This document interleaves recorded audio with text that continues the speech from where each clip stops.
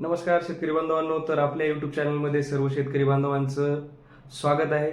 तर व्हिडिओ बनवण्याचा एक उद्देश म्हणजे महाराष्ट्र शासनाने पुण्यश्लोक अहिल्यादेवी होळकर या कर्जमाफीमध्ये शेतकरी बांधवांचे जे काही कर्ज आहेत ते 2 लाखापर्यंतचे कर्ज माफ केलेले आहेत. तर यामध्ये 2 लाखापर्यंत ज्या शेतकरी बांधवाची थकबाकी आहे त्या शेतकरी बांधवाची थकबाकी पूर्णपणे कर्जमाफी केलेली आहे आणि त्याचबरोबर ज्या शेतकरी बांधवाचं जे कर्जधारक आहेत त्यांचं रेग्युलर कर्ज आहे त्या शेतकरी बांधवांना प्रोत्साहनपर एक 50,000 रुपयाचं सर्वांच्या खात्यात 50,000 रुपये जमा होणार आहेत.